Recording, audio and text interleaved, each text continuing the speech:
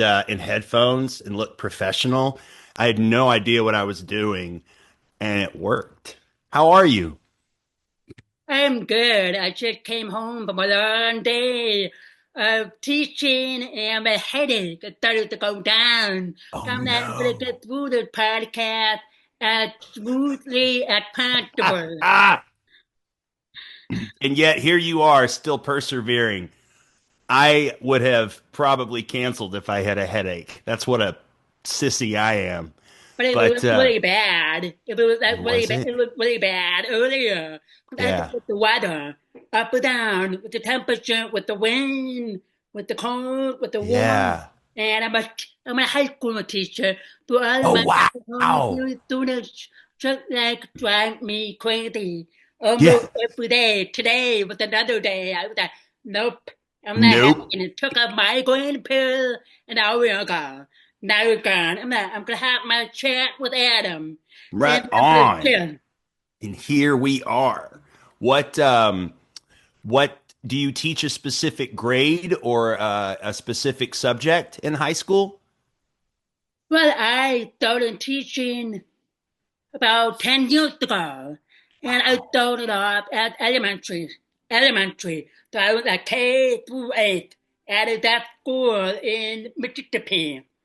And then I moved back home to Wisconsin because of family, and I like Wisconsin just to stay with my family, raise my kids. And I taught elementary in a public school. And then now I got it back to high school right before COVID. And I was not happy. I had a Yeah. breakthrough with all my elementary kids. But after a few weeks of getting to know the high school and the world, I was like, oh, I like high school because I could talk back. I could be like smart with them. While I can't do that with elementary kids. Mm-mm. I come home, No. I complain. That's all I could do. I don't know. I don't know if I could handle either one actually. So my wife and I, we sometimes teach it's called the mastery of self-expression. And so we go into high schools and we get them like when they're freshmen. And it's like a 1 day, a 1 to 3 day workshop where we ask them, you know, do you know what you want to do with your life yet? It's okay if you don't. Um, Maybe start thinking about it and just sort of giving them some ideas on how to be more individually self-expressive, and we take them through all these different exercises and so forth. What's interesting is that so when we do it when they're freshmen and we do it when they're seniors. And when it's freshmen, it's impossible to do because nobody knows anybody. So good luck trying to get them to come up in front of the room and bare their soul. It's not going to happen. But by the time they're seniors and they've all known each other, it's a totally different story. So you like teaching high school more than elementary? Yeah, definitely. I joined high school because I feel like my stress level with the caseload, with the staff, with IEPs, paperwork at elementary school, I had to bring work home. I had to Yeah. finish, not finish, but I had to work from home, and it was just Yeah. like really, no, I'm quitting, I feel Yeah. because like no, and then the next following school year, I got attached to the high school. I wasn't really happy. I was like, fine, whatever. And then Yeah. a few weeks later, I was like, okay, maybe I could do that. And the thing for the drug level with IDPs and the caseload and the staff is way much flexible and way much more independent because I'm not spoon feeding high school Right. kids how to do their homework or Oh math God. or English. Yeah, I have another story about the freshman when I started teaching high school right before COVID. So that my blood level, I don't Nice. do homework. I don't do anything. I clock out 3:25. Nice. I come home. I become a mom. I become a wife. I become myself. The but it was right before COVID, so I was teaching there from October 31st. And it was Halloween, and there was a religion. That was like great. My birthday in high school, Halloween, and the religion, we had like 6 feet of snow. What? Yeah, in Wisconsin. I told my supervisor after the birthday that I quit. I want to go to the elementary. Find someone else to take my place, because I am not doing that. She goes, Happy Halloween, full moon, religion, give it a chance. And I'm, oh, Yeah. No. yeah. Wow. Yeah, I guess in Wisconsin when there's 6 feet of snow, that's not necessarily considered a snow day like it is where I'm from. You just No, show up. not really. It depends on the temperature. If the temperature below, I don't know, not really below zero, but below zero, maybe below 2 or 5. I can't remember the policy or whatever it is. Whoa. But 6 feet in the air, I could drive through the snow or the clouds or whatever. But that's a different story. From Mississippi, we had snow. They shut down the tour. I'm like, it's like this much. But again, I'm from up north. I know how to drive into that. So my boss, my principal, was like, you live a mile away from school. You know, from Wisconsin, I expect you to come in to work. Like, I'll be there soon. Yeah, you live a mile away from this school? That's great. I love that. I love But when I um lived downtown, 1 mile away, I mean, I would wake up 30 minutes before I had to go. Here, I live about, I want to say 15 minutes. I should take one okay. road. Yeah. But this, I leave by 6:30, took one road. Uh, It wasn't until I lived in New York that I really appreciated living close to work. I grew up in Houston. I lived in LA. My entire life was a commute up to that point. And living in New York was the very first time that I had a real experience of close community, of being able to walk everywhere to get my needs met. And it changed my life so that when I moved back to LA, I made a point of living in neighborhoods where I could walk to the grocery store, I can walk to the hardware store, I can walk to get coffee and so forth. And it spoiled the shit out of me. Can I say shit on here? Okay. yeah, of Oh, course. okay, cool. Yeah, it spoiled me to no end to the point where it's like I don't drive anymore unless I absolutely have to. And I will walk obscene distances to get my needs met just so I don't have to drive in LA traffic. Yeah, that name, because like when I used to work after that school in Mississippi, I lived like about a mile and a half. It was like maybe, Nice. I want to say 2 or 3 minutes by car, Yeah. by riding my bike, depending on which road I take. One road I took was like steep. So it's like, Yeah. it'd be like Yeah. 15 minutes or so, 20 minutes, Right. not bad. And Yeah.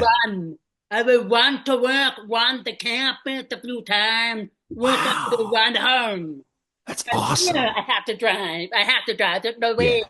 I can walk. But when Yeah. I was in college, I live in Washington, D.C., Oh, like cool. in the middle of Washington, D.C., with all the museums, all the shops, all of the subways, and the White House and everything. So if That's I wanted to awesome. go get coffee, I would walk down from college to the street. I would walk to the museum, to everything. I didn't even have a car until my last year of college when I graduated and moved in with my husband, who was my boyfriend back then. But Yeah. all the time I had a car. That's great. Yeah. It's some weeks it's the only exercise I get. I'll sit around sometimes on my ass thinking, I gotta get more exercise. What is the national consensus of how much low impact cardio you have to get every week, right? And I forgot what the last um, suggestions were, but it was like basically I realized that I get that every day. This idea of like you have to get a certain amount of cardiovascular exercise every day. Like, what is it? Like 30 minutes every day. And I think, shit, I'm doing that. I'm doing that every day of my life because I'm walking everywhere. It's just become a part of my life. And I would imagine that living in a place like Washington, D.C. was the same thing for you. Never been I there. love it. I love it. So, I love it. how long have you But been doing this podcast? Norm, I passed 2 years on Sweet. April 6th. I passed 2 years. Nice. So yeah, Happy it's been a anniversary. journey. Nice. And Thank you. what's that tattoo on your No, it's a knuckle? tattoo. I Yeah, what is it? that because it represents the past, present, and the future. I love it. Why not? That's great. That's great. And I've changed a lot from growing up and my children, family, and what I am set to be to make myself for the future. Like how to be a better person, teacher, if I'm still teaching the next 15 years. But I yeah, love that. How many kids you got? I have two. I have one freshman in high school and one seventh grader. So yeah. Yeah, no more Wow. kids for me. Like I should follow my nephew. My brother just had his third nephew last week in 3 years. So I was like, okay, yeah.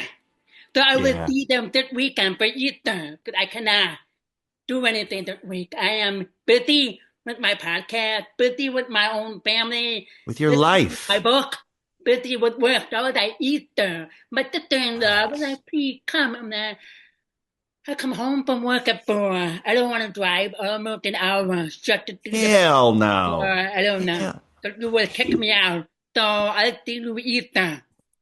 Yeah, my brother's got 5 kids. I have none.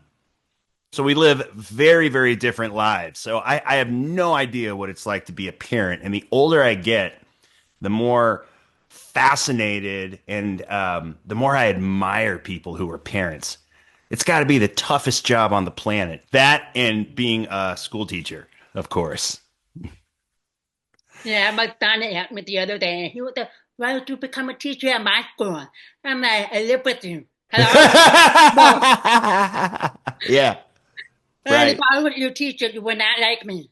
No, You would not like me. it'd be a So whole different nope, relationship. nope, nope. You would not like me. Yeah, yeah. So Adam, Yeah, that's the reason why I asked you to come on here because I yeah. want to talk about a very one of my favorite old classic Christmas movies of Hallmark. It was the Matchmaker Santa. I'm telling Yeah, you, I have to watch that movie maybe 2 or 3 times a year. Doesn't matter if it that's was great. Christmas in July or Christmas winter stuff. I just Yeah, love that movie. Everything yeah, about that movie. Like at the beginning of the movie, when Melanie was waiting in the restaurant for her boyfriend, fiance, I was like, yeah. no, it's absolutely wrong from you. Wrong for you. From the beginning of the movie, I'm like, no, it's absolutely wrong for you. It's right in front of you. Can you realize that? I've never heard it. I've never heard the perspective of that movie from somebody else before. I know it's a favorite for a lot of people, but I've never thought about it that way before. Yeah, I should think I was like, yeah, I have so much. It was just beautiful. It was cute. It was quirky. Like Yeah, how they were, like they meet the Santa, and then they meet him up with the whole small town, breaking down the car, trying many different ways of trying to that's right. get here. Not him. So I just love that movie. I was like, Matchmaker Santa, I'm gonna watch that. My friend was like, that's a Ah, very good classic. So I know it was old, and it was in 2012. So if you have wow. some kind of memory or Yeah. acknowledgement of what kind of an experience was it like working Oh, with yeah. Lacey and making that movie? Oh my God. Working with Lacey was incredible. So, you know, back then, um, at least this was my experience. When you're a romantic lead in a film or a show, and on day one of production, I'm sure you've heard how it works. You have an audition, maybe you have another one, you get the job, and then that's on a Friday, and on Tuesday you're showing up to set and filming in the middle of the movie, which can sometimes make it a little awkward between you and your scene partner. And sometimes I've worked with actresses who, and I totally respect it, they have their own lives. They show up to set, they do their job, and they go home. I've always needed, like, how do I put this? I've always needed to, or rather, it's always helped me to develop a connection off camera with whoever I work with, because it's just going to make it go that much smoother for me. Like, hey, let's go get coffee. Let's go grab dinner. Um, Come over. My wife and I will cook for you. And some people just aren't into that, and that's totally fine. But for me, it's going to make my job so much easier when I know that I can develop a connection that will further enhance the chemistry on screen. So Lacey was 100% down. She was so easy to connect with. She was so kind. She was so nice. I will just never forget that. She was a very, very, very, very generous actor. So that was probably my first memory from that movie when I'm thinking about it. And that was the first Hallmark movie I had ever done, I think. And so even that was a new experience for me. I don't know what it is like now, but back then it was quite a drive to get to set because I've Yeah, always, yeah, yeah. I yeah, tried to do a little bit of research in my yeah, homework. But like, there was a few of them, but like, the earlier go back out, that Matchmaker's gotta be the first one. But it yeah, turned out amazing for both of you and how it worked out. yeah, for sure. Um, God, I'm trying to think back. It was so long ago.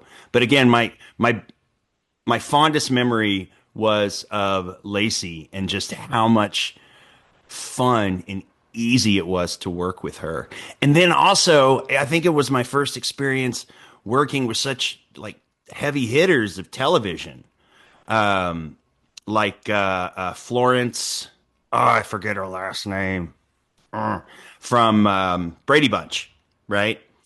Oh yeah. And then also John Ratzenberger, who played the mechanic.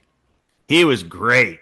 He had a million stories backstage when we were waiting to film our scenes and so forth. I remember the director was just like this old cowboy.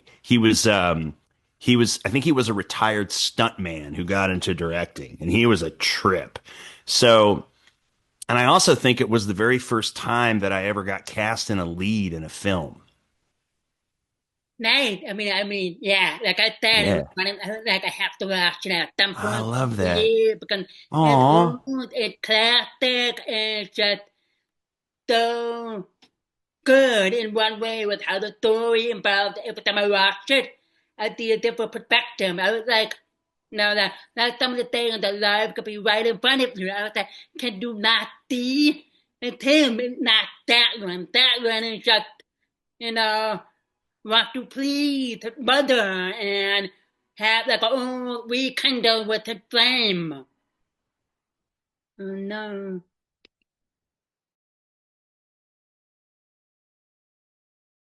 yeah. Yeah. Let's see. I think she's Sorry back. about that. My That's internet okay. just whatever. I am sorry about that. But anyway, that movie was just really good. It all stand. Oh no, come on. I'm gonna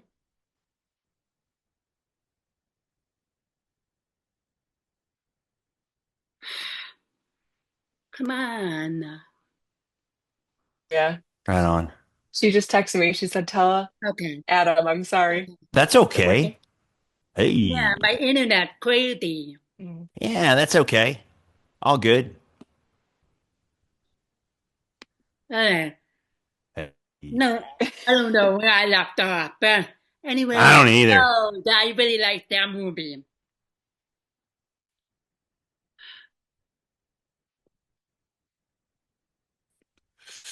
Oh, I got to take a screenshot. Oh, never mind. It's just the There you internet. are. I'm gonna start taking screenshots of you when you freeze and send them to you. They're the best.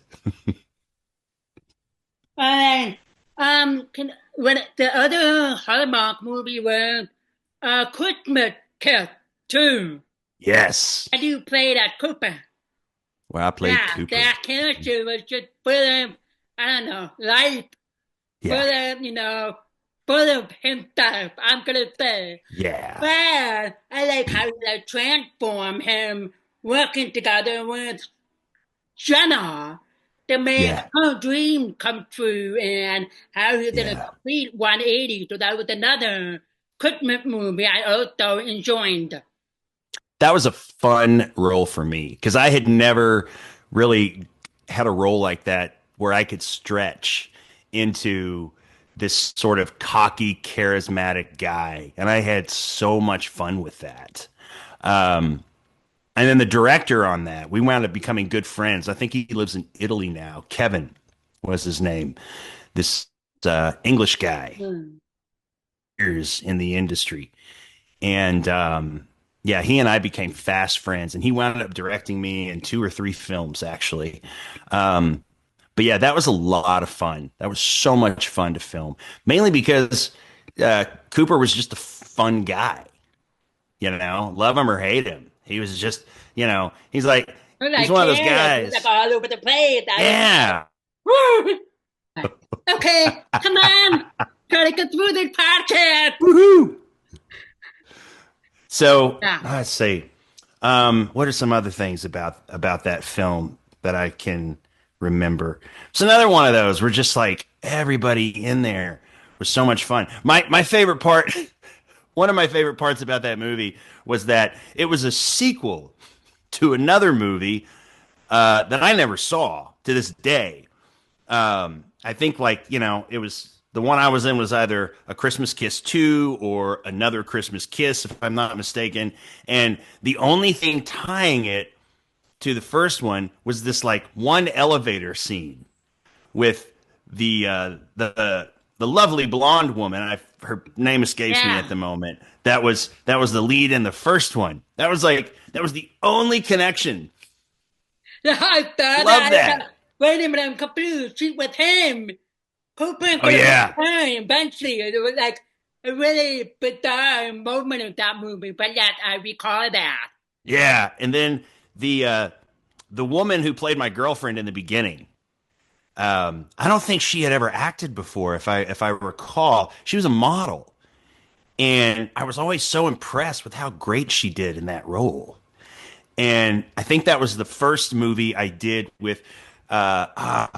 You may have interviewed him before. The guy who played Jenna's best friend. God, names are escaping me right now. It's so embarrassing. But I wound up doing two or three films with him I can't too. remember either.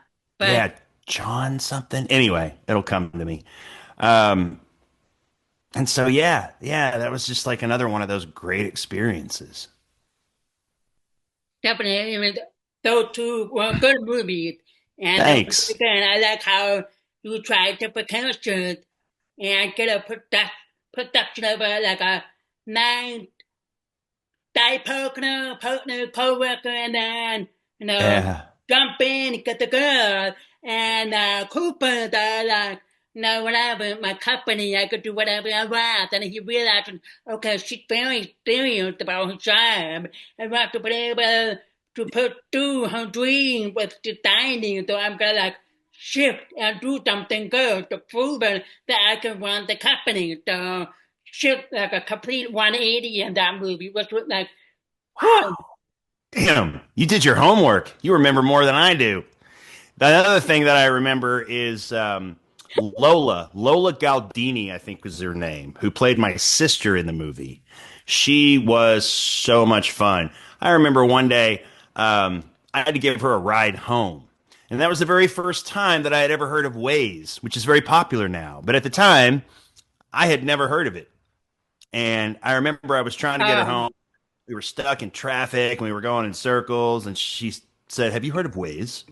We downloaded Waze, and hell, maybe it was the other way around. Maybe she was driving me home. I don't remember, but yeah, she was my first connection to the Waze app, which I've been using ever since. Amazing. Yeah, I try to do as much homework I can to swap and feel comfortable giving podcasts. And so, like, Yeah, old yeah, movies, or I would just look the rough style process they're involved, or if there's any yeah. business or of another career on the side, because I know Yeah. most of the actors are acting, but they have to do something when they're not filming. So I want to Oh, try to yeah. get all my bases covered. But those two movies I watched Hallmark 24/7. I mean, I love it. during Christmas season, they would do like a whole Hallmark countdown to Christmas. I would spend the entire week on watching movies, doing my review, giving Yeah. ratings. Great, but I would watch them No over. way. Don't That even is matter. so cool. Oh It was my okay God. without the background. Yeah. It was Wow. okay. So yeah, Wow. yeah. Wow. Yeah. I what I love about Hallmark movies and Christmas movies in particular is that it's a formula, right? It's an obvious formula. You know what's going to happen. Most of the time, you know what's going to happen because you've seen the movie a dozen times, right? And yet, every time, I don't know how they do it, whether you've seen it once or a dozen times, it just tugs on your heartstrings. How is that possible? What is that? Like Yeah. you've seen these movies over and over and over again, and you still love them and you still watch them, and there's still a payoff for you. You still get something out of it. And I'm fascinated by that because it's a formula that works, right? And it's a formula that makes audience members just feel connected to this cathartic part of themselves. What is that like for you? My film for the watching Hallmark movies, like if there's a few movies during each different season of Hallmark, like summer, spring, fall, Christmas. But Christmas is my thing. I go Yeah. crazy over the top for Christmas. I mean, summer, spring, fall, yeah, cute, girl meets guy. They do something together, they fall in love. But Yeah. Christmas is just like everything. They talk about Yeah. like family, relationship, the dynamic, and cute and meet whatever, and grief and friendship. Yes. Because it's not really almost always about love. Yeah. There Right. was some Hallmark Christmas movies Yes. that I felt were too bad. At the end, I'm like, please don't say I love you. Well, I'm Right. sorry, no, because they're just too soon, they're just too short. And I think I like you. And I would like to get known to you more because I really, really like you.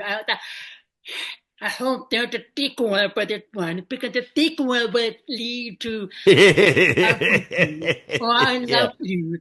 But of Right. course, it's Harlem. So of This course is they have great. some kind of like a quick time frame. Yeah. Yeah. Yeah. For whatever Yeah. reason. Yeah. Whether it was a writer's strike, who the hell knows? But you mentioned something there that I don't see enough, and I would love to see more of, which is the stories behind platonic relationships, the stories behind budding friendships. One movie that comes to mind right off the bat is Love Actually. Did you ever Oh, see my that son movie? interrupted me. I take care of it. Oh, that's okay. No worries. Yeah. Tell him I said hello. The movie. Taylor, Yeah. Adam says hi. Hey Taylor. Hi quickly. Adam, say hi to Taylor. This is Taylor. Nice Hey to Taylor. nice to meet you. Nice. You too. Nice to meet you too. How's your day going? It's going great, man. It's going great. your mom had a lot of great things to say about you. It's good to My meet. mom It's is good to put a face to the name. You are in seventh grade, is that right? Yup. Awesome. How do you like seventh grade? It's pretty tough Yeah, why is that? because math is a whole nother story. Yep. Yep. Math is not for everybody. That is true. My favorite thing is probably PE. Oh, sweet. Why? Why PE? Because then we literally get to do all these fun sports. Our Right. next unit is actually softball. Oh, sweet. Oh, that is so cool. So, like in PE, every unit becomes like a different sport or a different theme. Yeah, right now Oh, we're doing wow. archery. Uh-uh. Oh my Archery, God. archery, Oh, then softball, then another thing, and then wow. nine square. Oh my God. I want to go to your school, man. My When I school was is in, literally awesome. this is great. This is Hey great. Adam, You know, yeah, I think me and you should meet in real life because I'd I like think to so too, meet man. you. I think I need to make it up to Wisconsin. Yeah. Um, I'll work it out somehow, right? But what do you do for a living? I'm an actor and a wilderness survival instructor. An actor? Wow, Yeah. Yeah. I love it. I do. I pretty get sweet. paid. I Yeah, it's pretty honestly, sweet. I want to be an actor It's, because I want to be in movies like a bunch of movies, like for example, Moana. I think you'd be a great actor, man. I've just met you and I think you are what Hollywood needs. I mean that. Really. Yeah. I say go for it. By the way, Adam, Yeah. you sound like an awesome guy. So do you. House in Wisconsin. I Wait, you can't remember don't? where. Holy cow! Yeah, I will. In fact, I'll be in Wisconsin this summer. I know it's a big state, but I can't remember where it is. That's I will right. send you where I'm gonna be, and maybe we can meet up. Who knows? Yes, I will Yeah. be there. Well, okay, Sweet. okay. Cool. We're on the stomach, then I Okay. can. I I'll be right there. Do you have any kids? don't. I don't No, have any kids now. no. But I'm excited to meet you in real life. Me too, man. I'm looking forward to it. See you in the summer. See ya. Taylor, out. Out. Yeah, What a great kid. Holy cow. yeah. Wow. I talk to him. I tell myself sometimes every single day. I'm like, he's so smarter than his mom and dad. Sure, I take that. Yeah. In the next couple Yeah. of months, see where Yeah. we can go from Yeah. there. Yeah, that'd be really cool. That would be cool. Did you ever get a chance to see there was another Christmas movie I was in called Christmas Harmony. Did you ever see that one? Yes. Yeah. That was probably, in my opinion, the best like it's an interesting story behind that one. So that was written and directed and composed, like all the music by a friend of mine.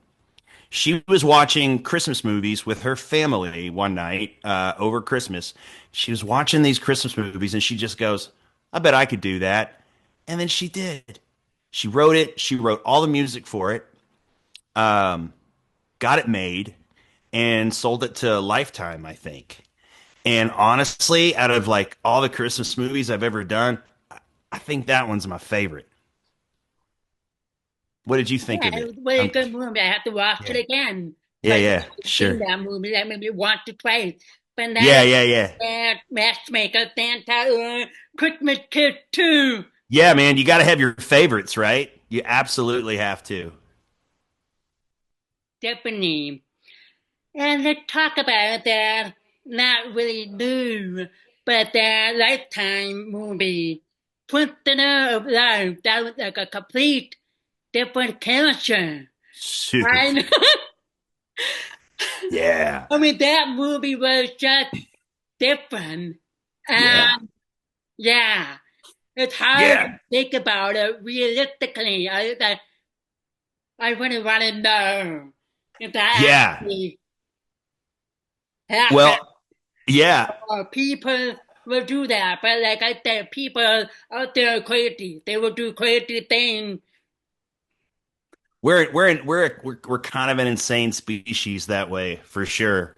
The That was a really interesting experience. You want to talk about having chemistry with a co-star. So that was Nicholle Tom, who played opposite me. And first time I met Nicholle was on the plane to Atlanta. I didn't know it was her. She didn't know it was me. And I can't remember, like, so there was a big, like, hubbub about the seat I was in on the plane. I didn't know she was on the same flight, but she saw all this go down. I'm a big guy, so I always need an aisle seat, or I want an aisle seat, right? And I wound up in somebody else's seat. Not like I didn't know I was in somebody else's seat. And you know, the guy whose seat it was, the flight attendant came over, et cetera, became a thing. And at one point, I just got up and I offered cash to anybody who would give me their aisle seat. She saw the whole thing. And My goodness. yeah, and we talked about it later. And the next time she saw me, of course, was on the van to the hotel. So that was quite an introduction to my love interest, or whatever you call that, right? And she was amazing. Like, we shot that thing in like 2 weeks, I think. Neither one of us knew anybody else on set, and so like we were thick as thieves. We would we we would steal the production van at night just so we could get out of the hotel and go places. I remember one point we took the production van out just to have something to do. I mean, we were literally in a motel along the interstate. There wasn't shit out there. And so we got a hold of the keys of the production van. And at one point, she lost something in one of the seats, right? She lost something in the seat, something very important to her. We couldn't find it. We went to AutoZone, got a box of tools, took the interior of the van apart to find whatever it was that she had lost, put it all back together, took us half the night. And we got away with it. So, oh my goodness, that's just a taste of like the trouble that she and I would get into together while we were out there making a movie. And we're still friends to this day. I just saw her recently. But that film, as you know, is based on a true story. And I knew very little about it. And at the time that we shot it, there was very little on that story. There was some speculation as to what their motives were. There were some news stories on it because it had only been a few months since it had happened, right? So I had very little to go by. And it was, again, one of those lower budget films where I think I got the part. I found out I got the part on a Sunday, and I was in an orange jumpsuit by Wednesday. So I had no time to prepare for this character, right? And again, there was nothing on the guy. It wasn't until long after we shot the movie that documentaries started coming out with all this information. But at that point, there were like some mugshots of this guy on the internet, and that was it. I didn't even know what he sounded like. So we're shooting this thing, and I'm all over the place with this character. I don't know what the hell to do with him because I want to honor the reality of who this man was. So one night, I drank a pot of coffee, and I'm in my motel room on the interstate, and I start sleuthing, and I find out that Casey White is in a penitentiary 3 hours away from where we were filming. And so then I figured out how to get in touch with him. There's this whole prison system of Wow. how to get in touch with people, and apparently a lot of prisoners nowadays, they have tablets. They have I don't even own a tablet. They all have tablets, so they can like take classes and communicate with people. It's kind of cool, right? And so I got his prison serial number, whatever the terminology is, found him and started writing him emails in the hopes that he would respond to me, and we could have like a Zoom meeting or a FaceTime call or something like that. I even bribed him. I put money on I put like a couple $100 on his commissary card, and it was like, hey man, there's more where that came from if you will just call me, right? And the weekend was coming up. And so then I thought maybe I could take the production van over the weekend 3 hours down to the penitentiary and meet this guy. So this was all going on in my head. And I started talking to Nicholle about it. Then I was talking to the director about it. The director thought it was a great idea, right? And then the producers got wind of what I was up to. And it was like getting called into the principal's office. Like, I felt like I got in deep trouble. They come up to me on set. They're like, Adam, can you come with us for a second, please? We need to talk about something. I'm like, oh, shit. So they asked me if it was true what I was doing. I said, yeah, maybe. And they asked me to put a stop to it right away. They were really concerned. Later on, I realized what their concern must have been about. You know, it's easier to say I'm sorry than ask for permission, right? They had no rights to this story. They were just making this movie. And most of the plot that they came up with was pretty much speculation, because nobody really knew since Vicky White had died, right? And evidently, as I understand it, they were afraid that if I did get in contact with this guy and he figured out that they were already making a movie about him, he and his lawyers would get together and try to cash in on it somehow. Right? So I never got the chance to meet Casey White. And we filmed the movie. And like a month later, 2 months later, I get an email from Casey White. And it just says, hey, man, I got my tablet back. What's up? That was it. And I was so excited. I'm like, oh, my God, I'm going to be pen pals with the guy I played on TV. Yay. And I started telling my friends and my wife, and they're like, don't you dare. Do not respond to that email, Adam. So I didn't.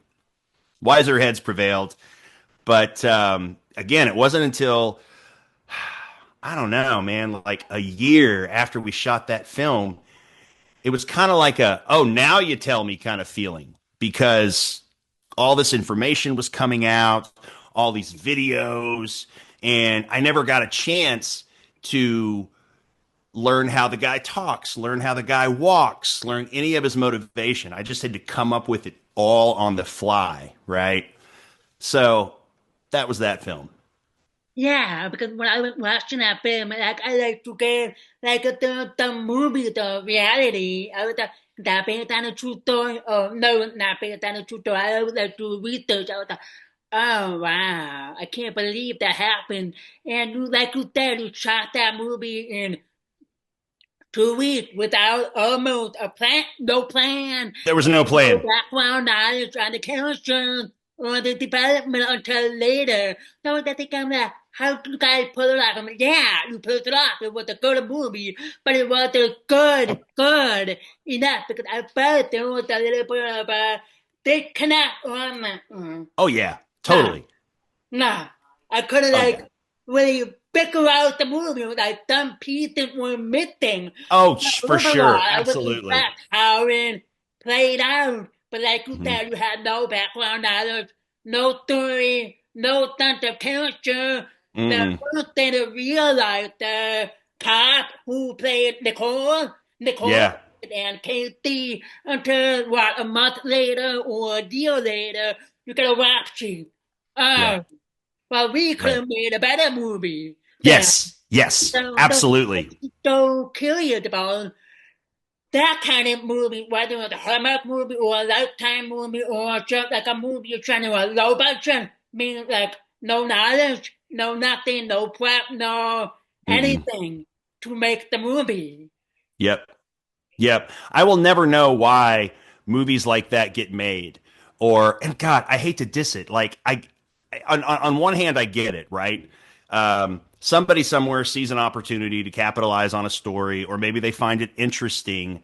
And this felt like one of those situations, as opposed to, hey, let's wait around for a little while and see if we can't do this right and get more information on this, right? Like, case in point, I when I saw Elvis, right, with Austin Butler, I saw it Ah, in a theater, right? That was amazing. best Amazing. movie ever.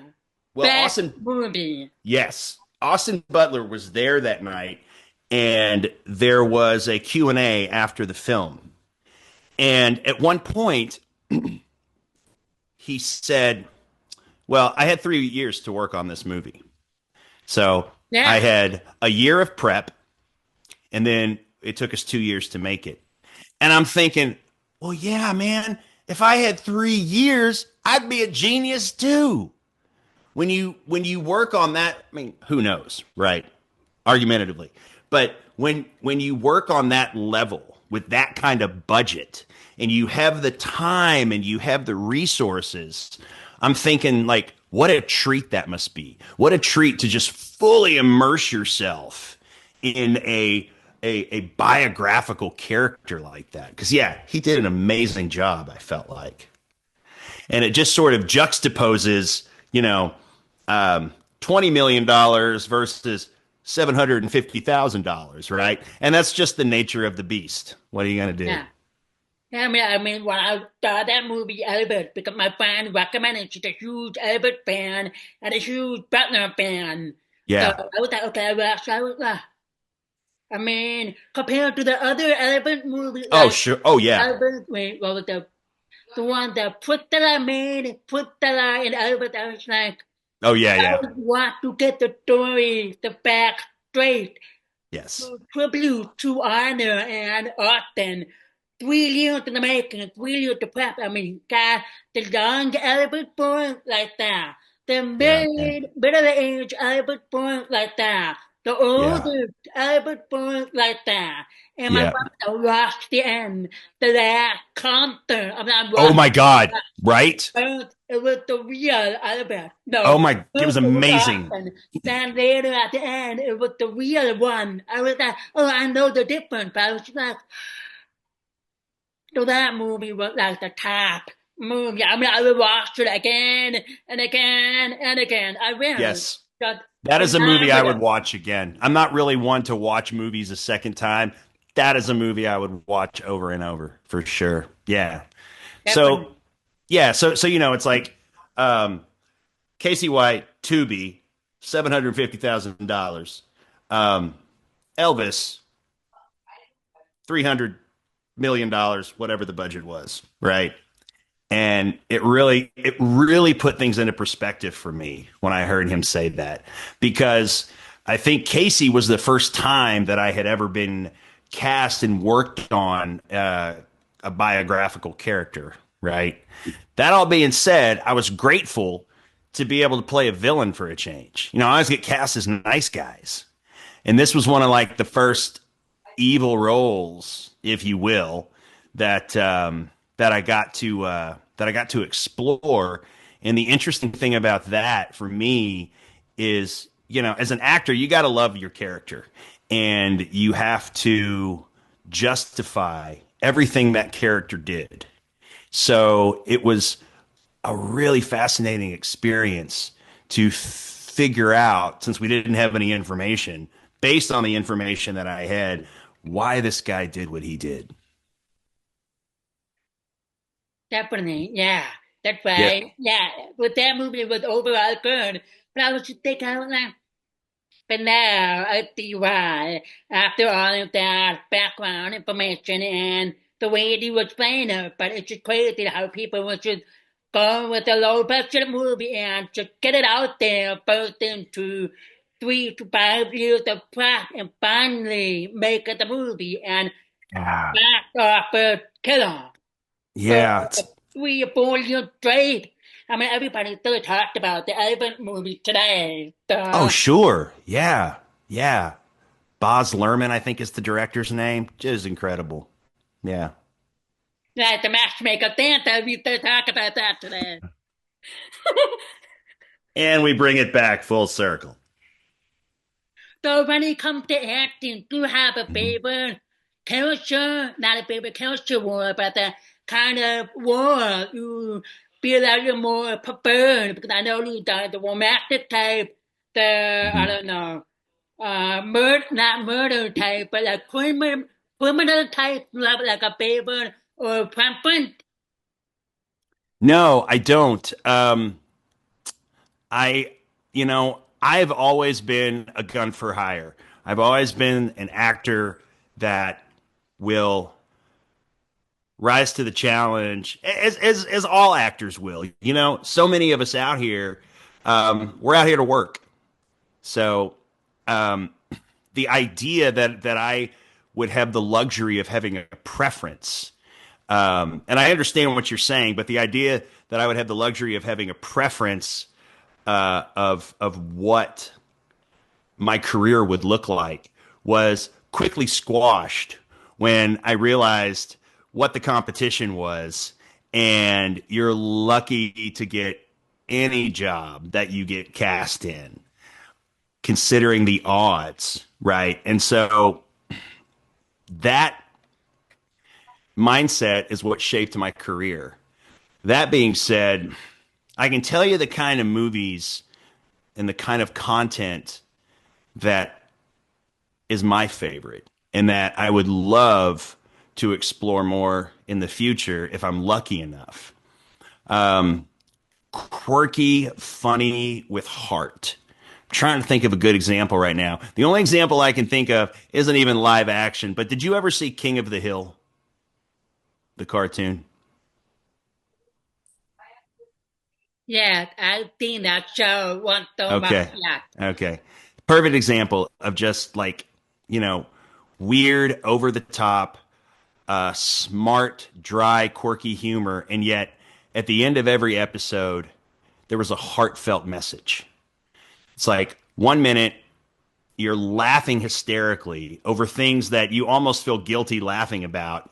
And then the next minute, there's tears streaming from your eyes from the catharsis of whatever the message is for that particular episode. And another great example, Napoleon Dynamite, for example. Did you ever see that? Yeah. That Yeah. movie, awkward, Yes. quirky, Yeah. funny. Yeah. Definitely. And at the end, you're just like, your heart is just wide open, right? So that's the kind of content that I hope to create in the future. More of that stuff. But as Yeah. far as a preference, no, I really don't. I'll just say that, this playing Casey White was so much fun because I'd never had the opportunity to play bad guy before. Do you have any like future project in the work or that you like I wish. these days? God, I wish. No, I just, I've been in this game for a long time and I've had ups and downs, and my intentions and my motives have changed over the years, right? A lot of us come out here, we just want to be famous, or we just want the attention. And I admittedly was one of those people. And it got so hard, right? And I would get so nervous and I was so insecure that I came to a crossroads at some point in my career. I was like, you have to learn to love this. Because if you're doing it for any other reason, you are never going to be at peace.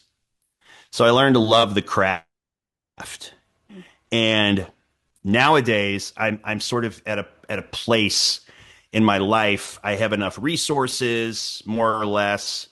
Um, I have enough of my own, I guess, integration of myself to where I just want to make good content, and I want to make things that make people think and that make people feel.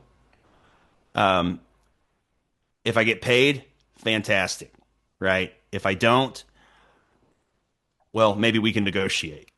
But I've been doing a lot of projects lately with friends of mine, and they have been some of the most like artistically satisfying things I've done in a long time just because the content is so good.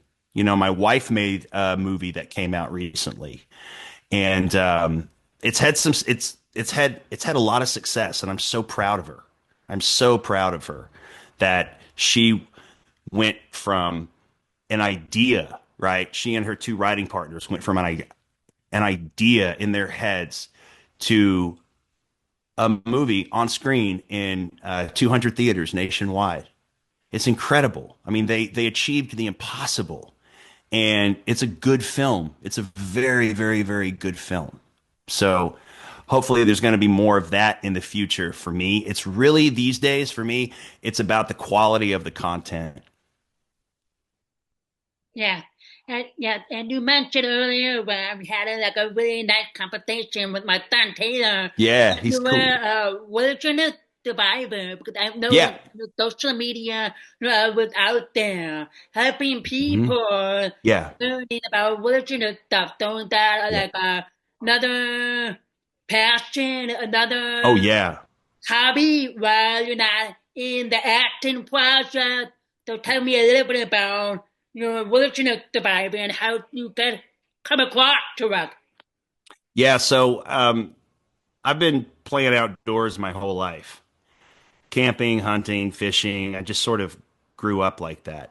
Um, and you could say that I've been doing that far longer than I have acting, right? I got interested in bushcraft and wilderness survival as a kid, and I just sort of ran with it. And it's been a big part of my own emotional and psychological healing, having a more integrated relationship with the natural world. And one of one of my purposes in life is to share that and to bring it to others and help them understand not only the importance of having an integrated relationship with nature from an environmental perspective, but also from an emotional perspective.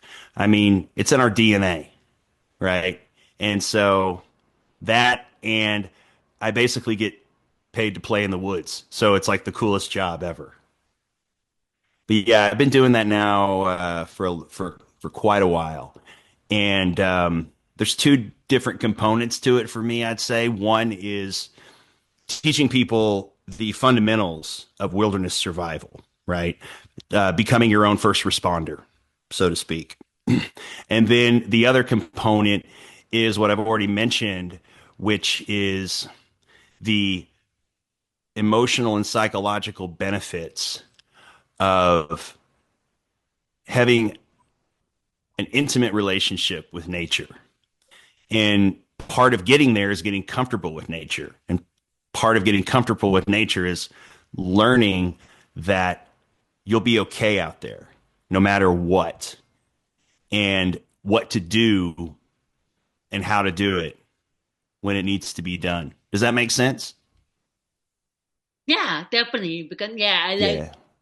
learning from people but based on their social media and see what they're passionate in and try to like make connections with it because a lot of people like aside from acting or what happens with COVID, the Yeah. writers strike and they're looking for work Yeah. within the world is on pause until something happens. So and I started noticing more from their social media like Daisha, volunteering at the dog shelter or coming up with a fundraiser or donation shelter for the California fire, and you Yeah. have a version of the Bible to connect with nature, help you with your spirit, your mental health, and to be able to connect with nature again. I like to go out for a walk. Now that it's Yeah. springtime, I'm like, okay, when the weather is good, I'm going out Yeah. there and just Yeah. take a walk and just connect and then come back Yeah. home, live my life. Absolutely. I think we've gotten away from that in a lot of ways, just as a species, for better or for worse. Uh, the advent of technology, the advent of industry. I mean, we've all heard it, right? We've only been living the way we currently live with all our bells and whistles and gadgets for 200 years, more or less. Hell, we've only been in agricultural society for 10 to 12,000 years. When you think of that compared to how long hominids in one way, shape, or form have been on the planet and evolving, right? We've only been living the way that we've been living for a fraction of a fraction of a fraction of a percentage of what our DNA would determine as a very false way of living, a very how do I put this? You know, being out in nature, being connected to nature. It I personally think the reason that we feel so connected and we have such a visceral cathartic experience in the natural world is because that's what we're supposed to do. And that's where we come from. So I try to impart that in all the courses I teach. Yeah, because I tell my kids, I mean, your time right now, in my time, 20, 30 years ago, don't want to do the Yeah. math. In my parents' time, when I'm your age, technology and the world different, I'm always like worried that my mom that go down, pick up the dick, play basketball, do something with your brothers and sisters, do not come in the house until after 4 or 5. Like in the summer, Yeah. we go to summer class and go to summer camp, anything in the neighborhood, and they come in Yeah. after 4 for dinner, a little bit of TV or whatever. Yeah. But now they can't like iPhone, iPad, social media in school. Yeah, I man. mean, you will not believe, but I hope you don't leave the classroom to do TikTok in the hallway. Because I find out you do that, you're gonna be in big trouble with me because that the time where I Look worked at. out.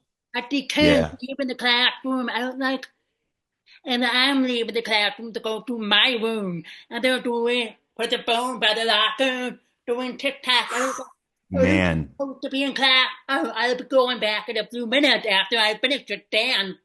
Oh, dance is more important than a math class. Come on, No, break it's you up. not.